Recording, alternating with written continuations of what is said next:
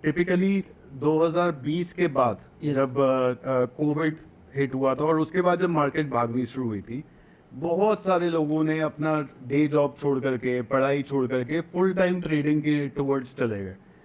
Market भी एक swing में थी और मार्केट जो है वो बहुत अच्छा रिटर्न भी दिया शायद, इसीलिए उसने अट्रैक्ट कर रहा है इतने सारे लोगों को। आज लास्ट कुछ टाइम महीनों से और शायद ये और फेज आगे चलेगा जहाँ पर चॉपी मार्केट जिसको कहते हैं, वहाँ पर वो वाले बहुत सारे लोग स्ट्रगल कर रहे हैं या फंसे हुए हैं कहीं पर, क्योंकि उन्होंने अपना मेन जरिया तो छोड़ दिया और वो इस फुल टाइम ट्रेडिंग में पैसा नहीं बन रहा है शायद। तो उनको क्या बोलोगे आप? सेलिंग ज़्यादातर लोग शायद समझते होंगे, तो सेलिंग बेसिकली होता है नाव को चलाना। हाँ। तो कभी भी जब समुद्र शांत होता है ना, वो एक्सपीरियंस सेलर्स नहीं बनाता। हम्म।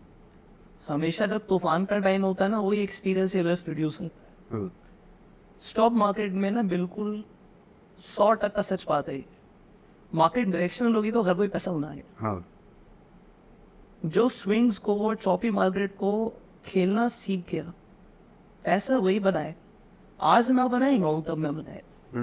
सो if you are an investor, sit and relax. Even if you're doing SIP mutual funds, भाई तो इंडिया पे पैसा लगा रहे हो, वर्ल्ड की टॉप कंपनीज में पैसा लगा रहे हो, बिजनेस कहीं नहीं जाने। हाँ। स्मॉल अप डाउन्स हर चीज में आएंगे, पर मैं खुद नहीं जानता अगले 20 साल में हम क्या ग्रोथ देखने वाले। I am looking forward to a golden era of Indian economy in next 20 years, क्योंकि इंडिया में अनलिमिटेड पोटेंशियल है। और जो डिजिटलाइजेशन अब आई है, जो लीडरशिप अब आई है, जो डेवलपमेंट अब दिख रही है, जो इंफ्रास्ट्रक्चर डेवलपमेंट अब दिख रही है, एजुकेशनल रिफॉर्म्स दिख रहे हैं, पॉलिसी रिफॉर्म्स दिख रहे हैं, लॉ के इम्प्लीमेंटेशन दिख रहे हैं, ऑथराइज सेक्टर बढ़ रहा है, रेगुलेशंस बढ़ रही हैं, ये सब एक बूम की तरफ इंडिकेट कर रही है कहीं ना कहीं मुझे। मैं कहीं क्रैश नहीं देख रहा, शायद मैं अंधा हो सकता हूँ। वो कहते हैं ना कि ये सावन का अंधा हो सकता है, तो उसे सब ज्यादा दिखेगा। तो मुझे मार्केट पता नहीं क्यों गरी दिखेगी, but looking at everything, India के अंदर चेंजेस आ रहे हैं and it is all for good. Yes, कई सारे बिजनेसेस सफर भी कर रहे हैं, बट जो रेगुलेटेड चीज़ें बढ़ती जा रही हैं, रेगुलेशन अच्छी होती हैं, ठीक है, जो इंडिया के अंदर इन्वेस्टमेंट्स बढ़ती जा रही हैं, और इंडिया का जो अपने आप एक पोटेंशियल है। सो होता क्या है, और ये हमेशा होगा, जो अमीर है वो और अमीर बनेगा, जो गरीब है और गरीब होगा, एंड उसका कहीं ना कहीं माइंडसेट से बहुत बड़ा कनेक्शन है। क्योंकि आपके एक्शंस, आपकी सोच आपको लाइफ में डिसीजंस में हेल्प करेगी। सो अमीर लोगों की माइंडसेट अलग होता है, उनके दिमाग में प्रोसेस अलग होता है। गरीब आदमी से आज के खर्चे और इलेक्ट्रिसिटी बिल फ्री हो जाए मेरा, उसके बारे में सोचना है। समझ रहे हैं आप? तो जो आदमी जो सोच रहा है, उसके डिसीजन उसके वो हिसाब से होंगे और वो उस हिसाब से ग्रो करने वाला लाइफ में। तो मुझे इंडिया के 20 साल बहुत अमेजिंग दिख रहे हैं।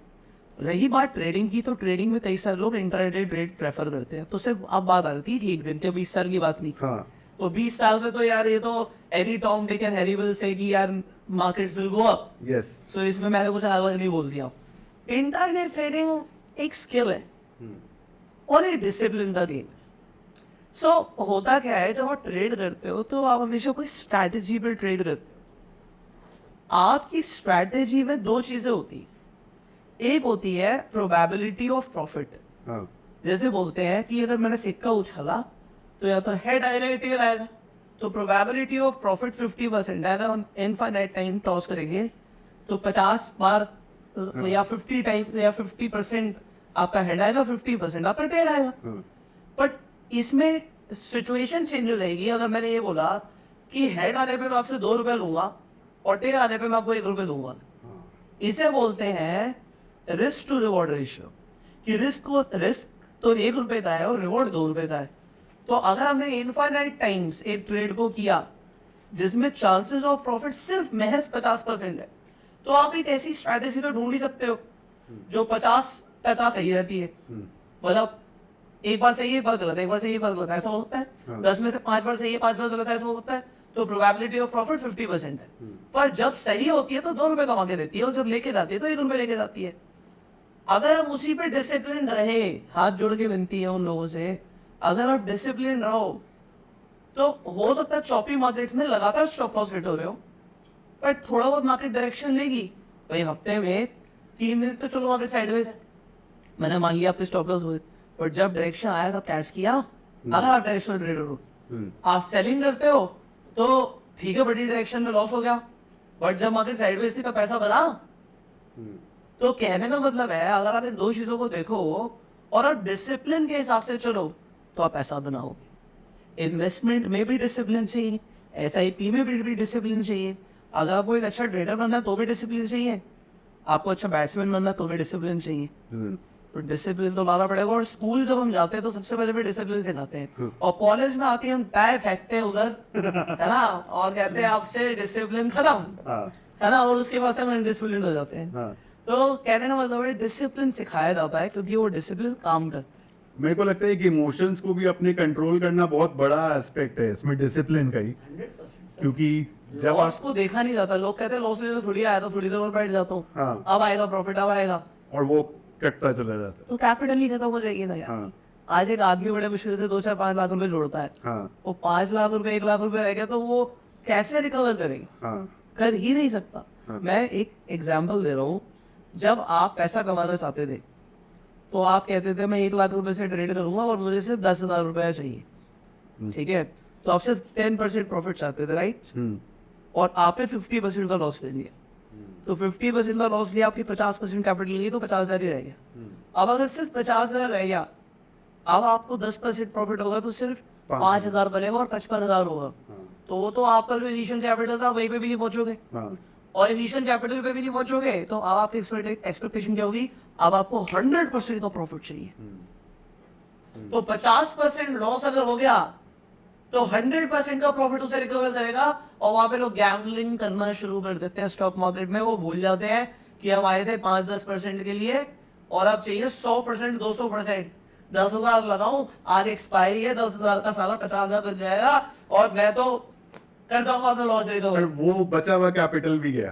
तो बस उसके बाद स्टॉक मार्केट उगा ही देंगे, है ना। बट मार्केट ने तो कुछ नहीं किया। देखो मार्केट, देखो मार्केट में कौन है? बायर है, सेलर है। स्टॉक मार्केट अपनी जेब में पैसे लेके जा रही है। कौन है स्टॉक मार्केट?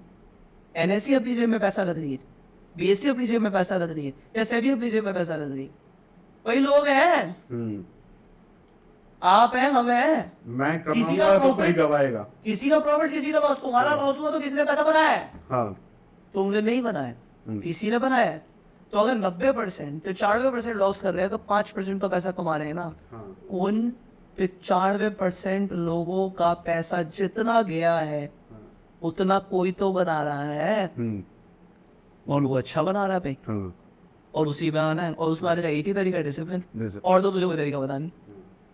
पुष्कर, एक हाइपोथेटिकल, मैंने रिसर्च एनालिस्ट का एग्जाम दिया था, उसमें इतना सिंपल सा क्वेश्चन आया, उसमें ये क्वेश्चन आया कि ऐसी कौन सी स्किल है जो आपको, मतलब एग्जैक्टली मेरे को क्वेश्चन की टर्म्स याद नहीं है, बट मतलब मोटा मोटा बता रहा हूँ कि ऐसी कौन सी